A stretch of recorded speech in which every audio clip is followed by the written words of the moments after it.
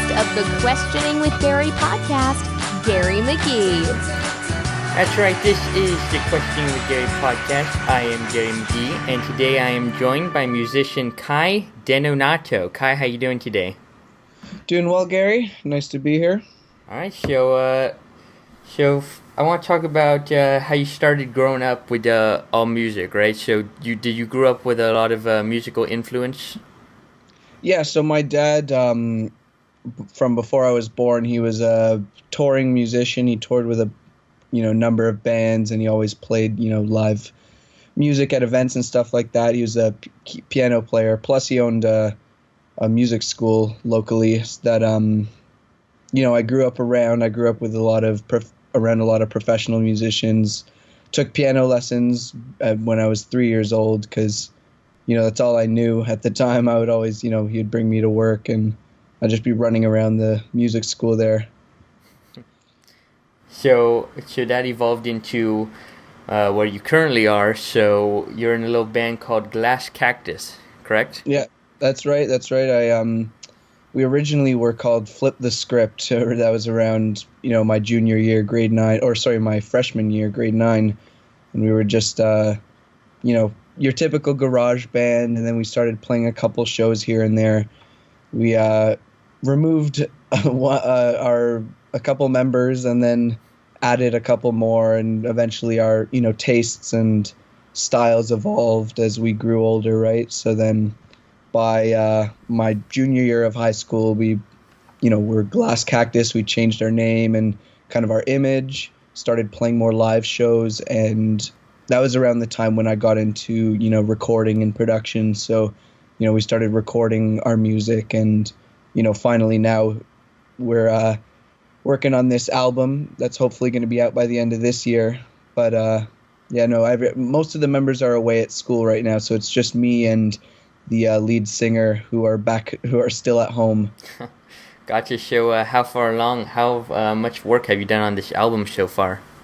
Well, we started recording, it would have been summer of 2015 in August. Mm-hmm. We got all the recording done by the end of 2015, and then it's basically been really up to me, just mixing and getting it all pieced together and ready to be released. But I would say I'm about maybe 2/3 of the way through so far.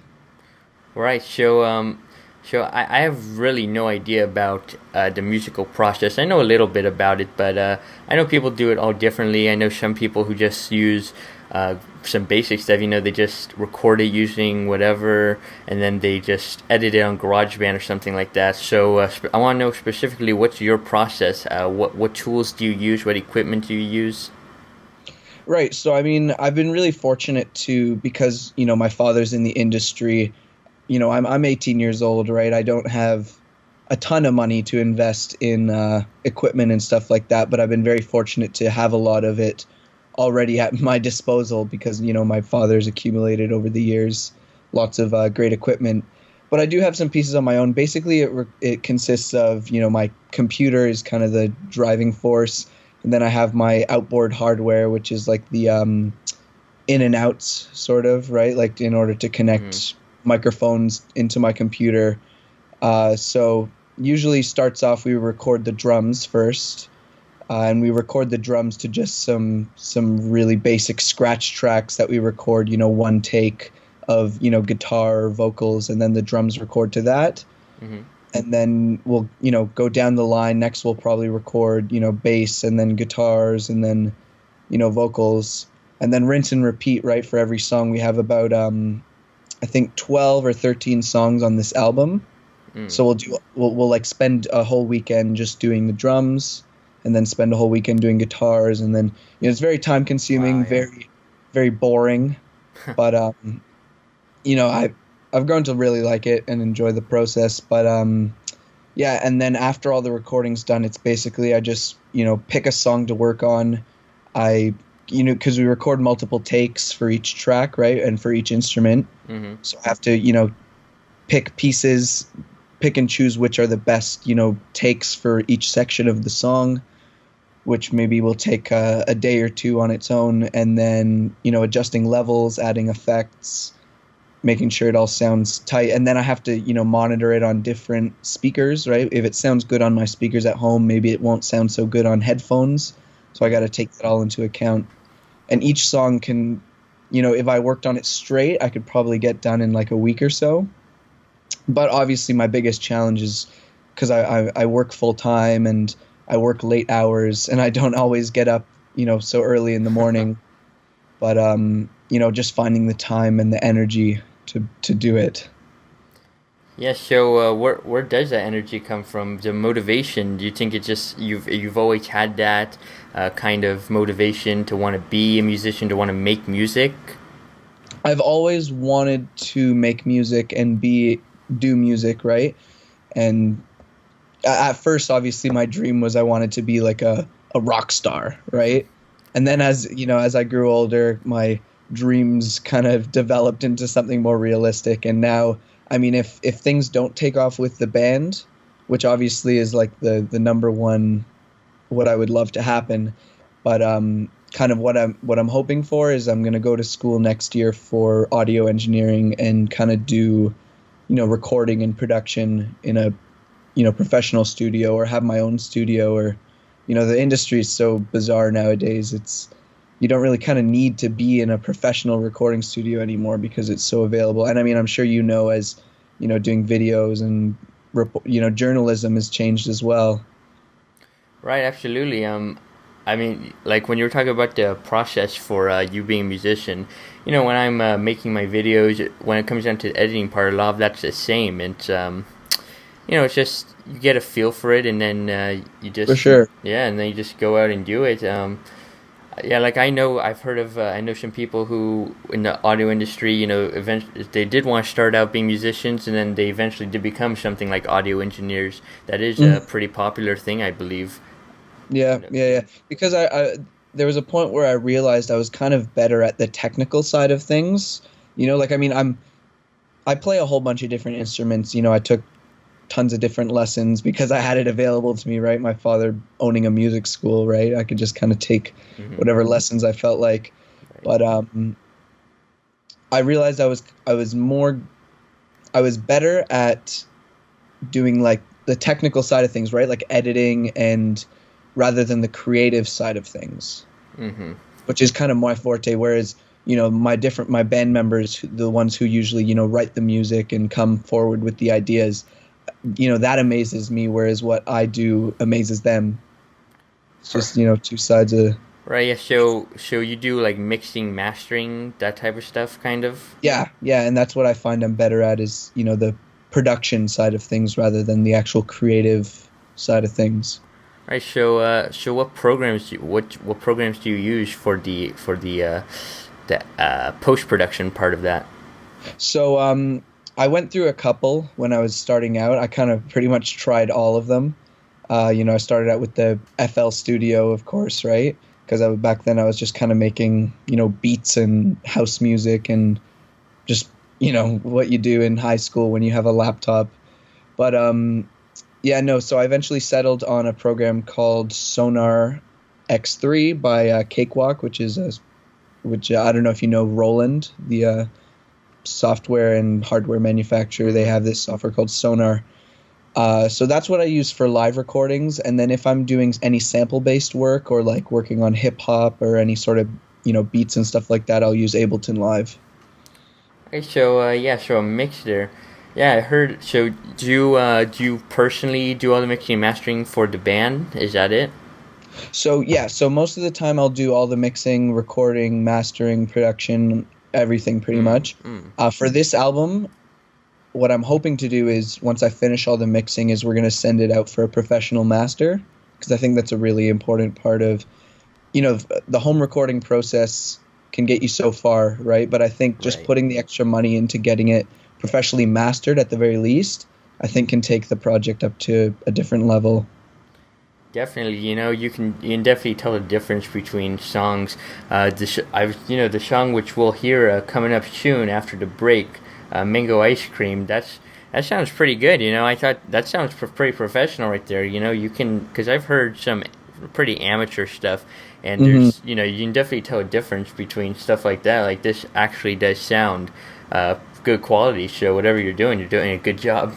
Yeah, I appreciate it. I mean, that's just, tons and tons of hours and ridiculous labor Oh, and yeah.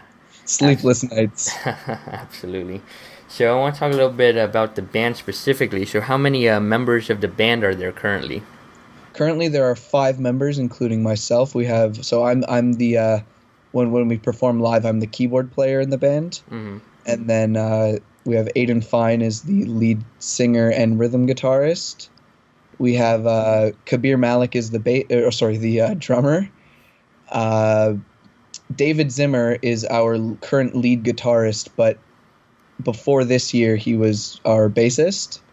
But then we recently added Ezra Sherman on bass, and I think he's a fantastic addition. He's definitely very hardworking on getting us shows, especially. He's kind of our booking agent right now.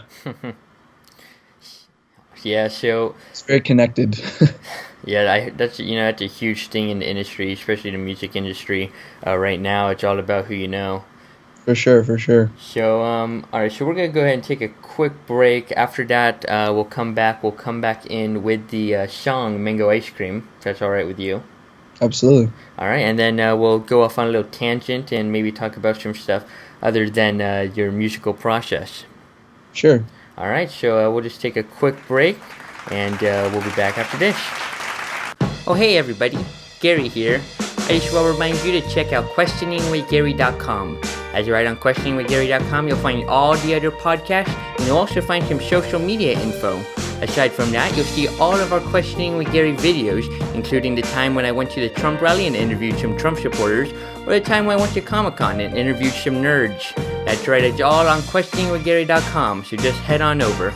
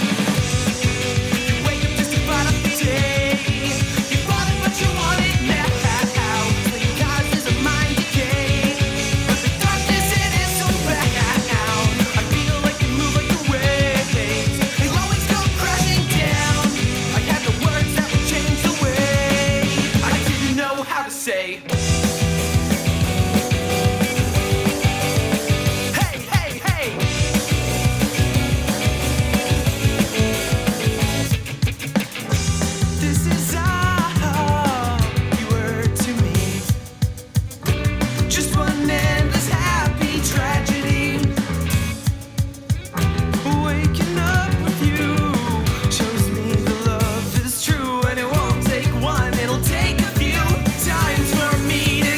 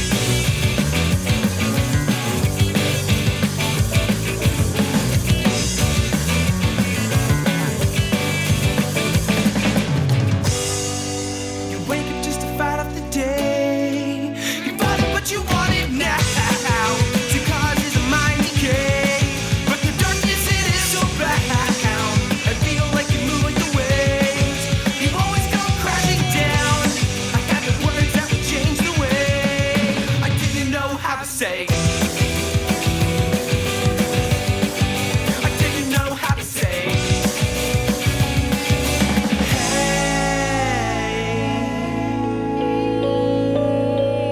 Shit. Oh, mango ice cream. Put it on your mouth. All right, and we're back, and the song you just heard was Mango Ice Cream by the band Glass Cactus. All right, so Kai, I want to go off on a little tangent here, talk about something other than music. So you said that you worked in a TV studio as a camera operator, right? Yeah. So how do you even do that? How'd the process work for that? So basically, I was fortunate to be in a high school with a really amazing co-op program. And I mean, if you don't know what that sort of thing is, it's basically you take kind of half of your day, you have 4 courses in a day. Half of your day will go towards kind of a volunteer or kind of internship, right? At kind of any sort of business in the local area that you're interested in. They have, a number of connections and stuff to so a lot of people do, they'll work in a local hospital, or they'll work at a local real estate agent, or anything in a hotel even. And I wanted to work in a recording studio.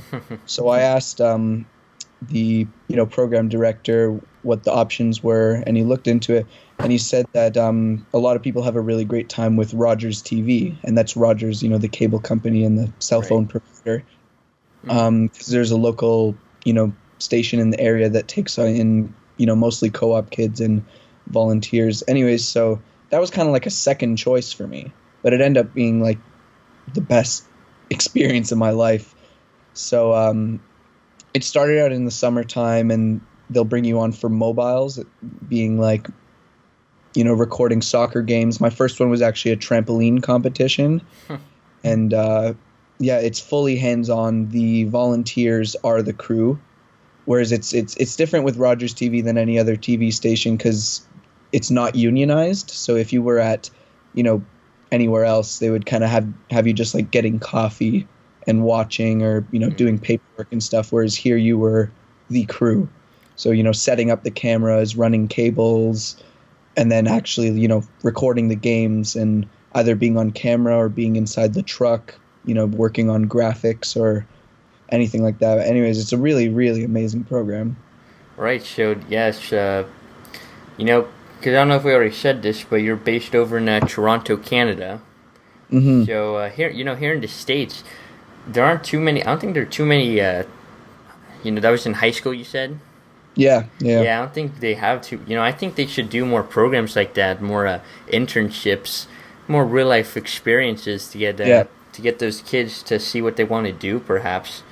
Yeah, because it's all. It really was like. I mean, I don't even have the words to express how amazing the experience was. It was just it was a work environment, right? And for a high school kid, I think that's so valuable. And it was basically, I'd wake up at 7 every morning, which was unheard of for me. I would usually wake up within like 10 minutes of having to go to school.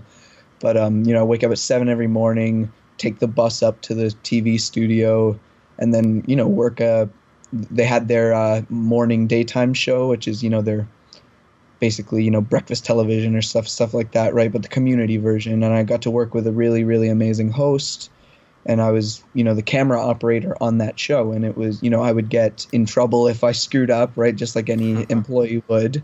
Mm-hmm. And then around lunchtime I would take the bus back down and then finish my day at high school with whatever courses I had left. Oh, so that was like that took place kind of your school time, and they just in your school. Yeah. Right. I got two credits as if I was taking 2 classes for that semester of high school. Actually, for that course. Yeah, I've heard of some colleges over here doing that. Mm-hmm. You get credit for some type of internship almost, but yeah, not high school. I like the idea, start them young, let them see what they want to do. And I mean, you're surrounded by working like they obviously have people who actually work there, who are paid to be there, mm-hmm. But most are either adults who are in or like people in university or college, or adults that are, in the industry just volunteering their time. And then mostly, other high school kids that are doing the same thing as you, but, lasting friendships, really, really close knit group of people. So how long ago was that? I finished my co-op program, would have been February of 2015. Okay. And then, but I still, actually, you know what? It might have actually been February of 2014, but I volunteered, on my free time for a year after that, just because, it was my family at the time, right? Yeah. It was amazing. Yeah, that could have been an experience. You just For sure. so you want to be a kind of the post stuff for music. Is it specifically music, or are you looking into other stuff like that, like television? I mean, my goal is to do music, but I really, it's such a broad field, because everything nowadays needs audio, right? Like even just for a simple YouTube video, or like one of the higher budget, YouTube videos, or, film, television, anything like that, or video games, right? Everything needs a sound guy, right? So. Absolutely. So it looks like that's the way to go for the future. All right, so I want to go off to a different subject, completely different. All right. But you said you were fine talking about it. So tell me a little bit about this sexual assault accusation you received. It was fake. Yeah. So I definitely didn't have the typical high school experience that most kids have. It was in grade 9, and I had a, casual relationship with a, friend or a girl that, it really was just, a typical high school. Yeah, undefined, hookup, right. Undefined hookup with friends with benefits sort of deal. Yeah. But, eventually I broke things off with her. I told her that, I didn't want to do that anymore, and because I had my eyes on another girl that I wanted to actually be in a relationship with, rather than just casual hookup or whatever. She said she was fine with it at the time, and so I obviously took that at face value. What ended up happening is she tried to break me and my girlfriend at the time up.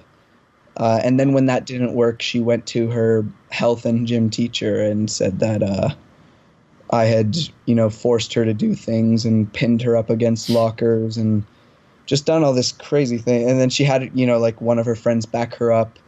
I was very, very fortunate to have most of the school on my side.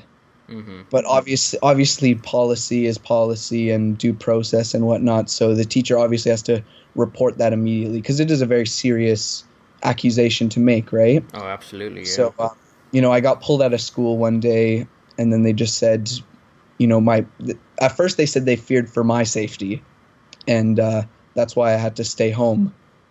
But what it was the police had to come in and interview people and investigate. I got kicked out of that school. Eventually, the charges were dropped. Everything was dropped. I had to have I had to go through court, but I also had to have a meeting with the school board to decide whether I was, expelled or whatever.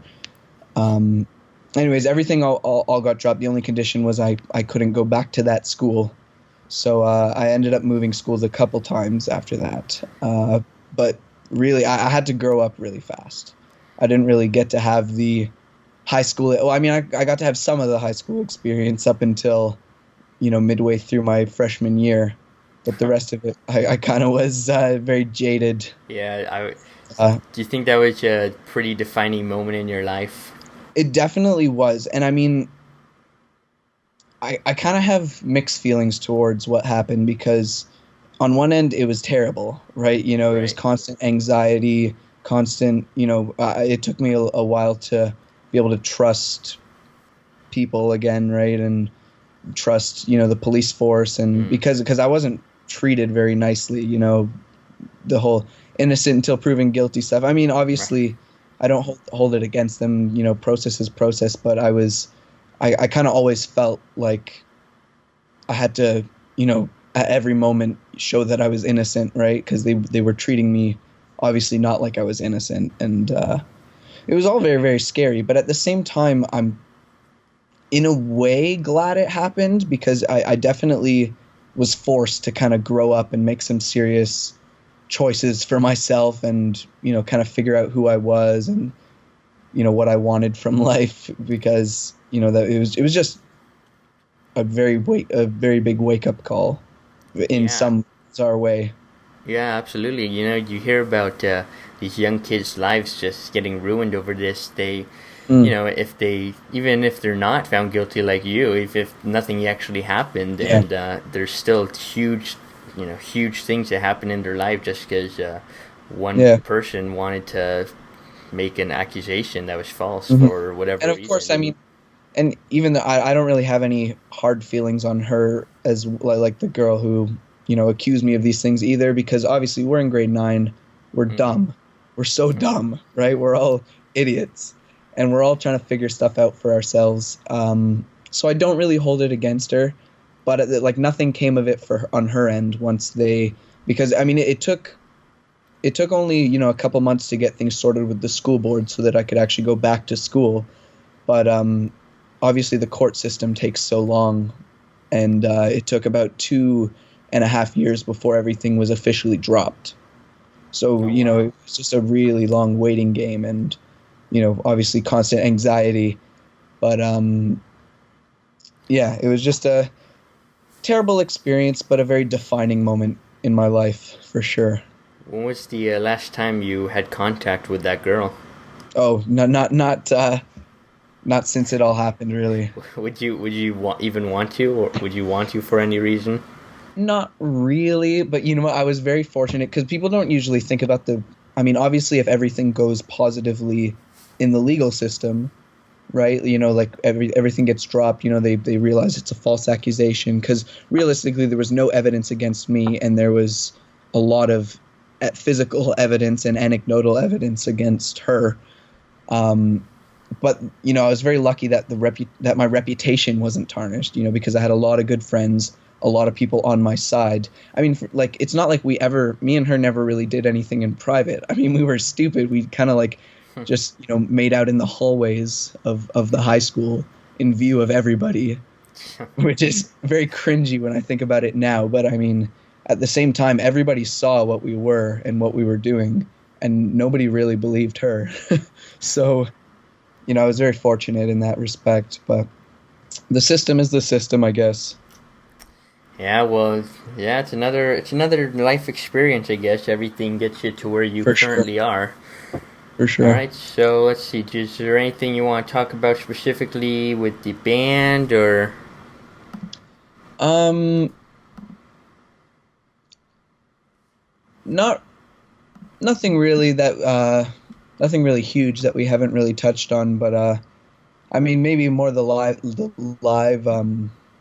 point of view of things. You know, kind of being getting comfortable performing live has definitely been something that I've worked on.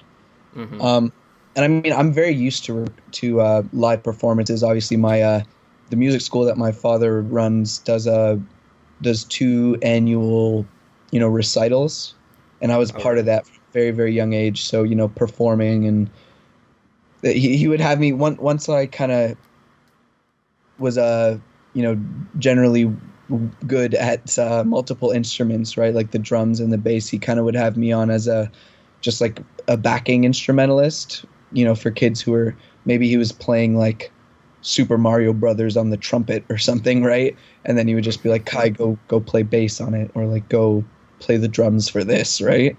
So you know, performing live was never really. I never thought it was an issue for me until I started doing it with my band, and which at that point I realized that I would tense up.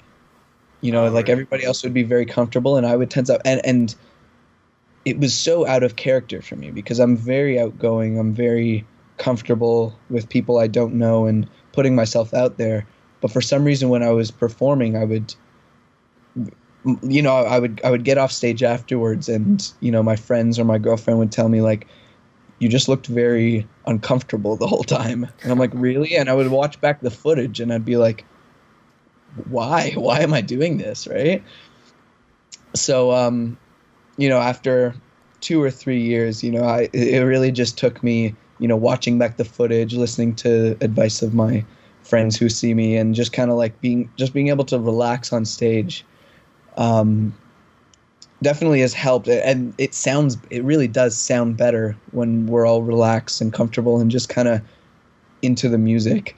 Now, my one drawback is I won't let anybody, or I mean, this is kind of an overstatement, but I'll try not to let people that I know or that I'm close with attend the shows, or at least let me know that they're there. Because obviously when I'm on stage with the lights and everything, I can't really see who's in the audience. But I mean, just a story from our last show. My the lead guitarist David, he's actually in British Columbia right now for the next year. So we won't see him for the next year, but he's actually taking a guitar making course in British Columbia. So we had a farewell to Dave show. So we had it was one of our biggest shows yet. We, you know, hosted this event at this bar downtown Toronto, and you know, a big turnout. And anyway, so it was mostly people that, you know, my bandmates knew, or random people even.